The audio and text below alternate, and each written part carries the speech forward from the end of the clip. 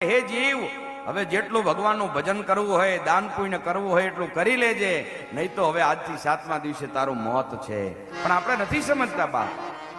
ઘણા કે નોટિસ કઈ રીતે આવે? આંખ જાય, કાન જાય, દાંત જાય, પગ જાય, આ બધું જાય. આ શું છે? આ બધું જાય એટલે સમજવાનું કે હવે ગાડી આગલા સ્ટેશને આપણે આવી ગઈ છે. આ બધું જાય એટલે સમજવાનું કે ગાડી આગલા સ્ટેશને આવી ગઈ છે. હવે હમણાં જ પ્લેટફોર્મમાં દાખલ થશે. આપણે બહાર ગામ જવાના હોઈએ એટલે આપણે શું કરીએ? આપણા મકાનમાં બારી બારણા બંધ કરીએ ને. એમ જીવ રાજા હવે આ મકાનને છોડી અને ગામતરું કરવા માટે બહાર ગામ જવાના છે. એટલે મકાનના બારણા બંધ કરે, કાનના બંધ કરે, આંખના બંધ કરે, મોઢાના બંધ કરે, નાકના બંધ કરે. આ બધું બંધ કરે એટલે સમજવાનું કે હવે જીવ રાજા ગામતરું કરવાની તૈયારી કરે છે. પણ જો સમજણ પડે તો બાપ. દ્રગ દ્રગ નહીં તેજ દેહ જગ ડગમગ, પગ પગ મગ મગ અલગ પરમ.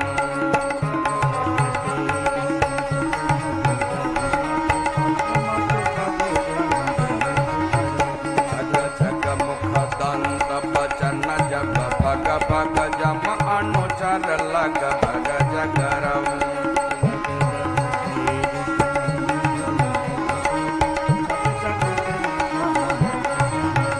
ભગવત ભજ ચેત સુભગ નર જગ ભર પિંગલ સુવસ અતલ પગય.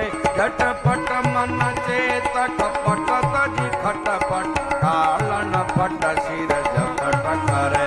તારો કાલન પટ શિર ઝપટ કરે.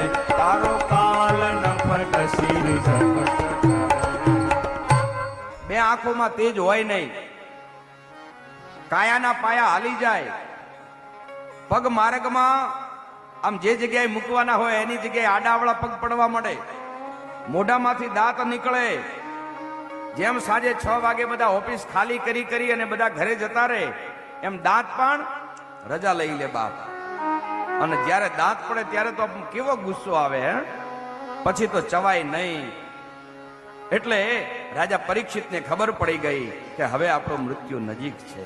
પ્રતિદિન આયુષ્યનો નાશ થાય છે. સૂર્યોદય થાય એ જ સમયે સૂર્યાસ્તની તૈયારીઓ થઈ ગઈ હોય છે. જન્મ થાય એ જ સમયે મૃત્યુની તૈયારી, મૃત્યુના યાત્રાનો આરંભ થઈ જાય છે.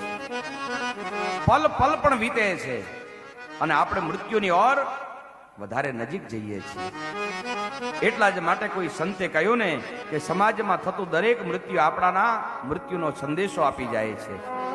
આપણે એમ કહીએ ને કે ભાઈ ફલાણો મર્યો હશે કોક, આપણે નાવા નીચવવાના સંબંધ નથી.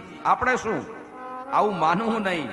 સમાજમાં થતું દરેક મૃત્યુ આપણા અસ્તિત્વના પ્રભાવિત કરવા માટે જ થતું હોય છે. ને એ જ આપણા અસ્તિત્વને સમાચાર આપે છે ફલાણો ભાઈ મરી ગયો, આપણે પણ એ રીતે મરવાનું છે. ઘણા કહે કે બાપુ આપણું મૃત્યુ નજીક છે, એની શી ખબર પડે? જરૂર પડે બાપ.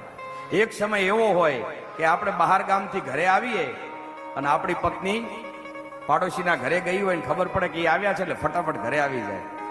છોકરા ધમાલ કરતા હોય, સોફા ઉપર ઓશિકા જેમ તેમ પડ્યા હોય એટલે પત્ની દોડીને ફટાફટ એકદમ ગોઠવી દે કે આવ્યા ઘરે. અને જ્યાં આપણે આવી અને કોટ કાઢી અને ટાઈને આમ વળગાડીએ, મોજા કાઢી અને જ્યાં સોફા ઉપર બેસીએ ને ત્યાં પાણી મંગાવીએ ને ત્યાં તો 2 જગ્યાએથી પાણી આવે. એક વરિયાળી શરબતનું પાણી આવે ને એક ઠંડુ પાણી આવે. ફટાફટ ચા આવે, કોફી પીતો તો કોફી આવે. ત્યારે સમજવાનું કે હજી આપણી ઘરમાં જરૂર છે. પણ એનો એ માણસ બહાર ગામથી કંટાળીને ઘરે આવે, બૂટ કાઢે, ઘરમાં આવે, સોફા ઉપર બેસીને કહે કે ભાઈ મને તરસ લાગી છે, પાણી આપો. ત્યારે અડધા કલાક પછી ઢોળાતો ગ્લાસ તમારી પાસે આવે. ત્યારે સમજવાનું કે હવે આપણું જીવન પૂરું થયું છે.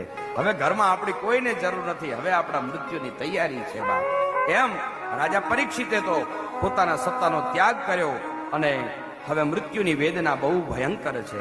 શરીર અને આત્મા જ્યારે જુદા થતા હોય એ વેદના બહુ અસંખ્ય હોય છે. ભગવાનમાં ભાવ જાગે તો આ વેદના આપણે ભોગવવી પડતી નથી, બાકી તો બહુ એની વેદના છે.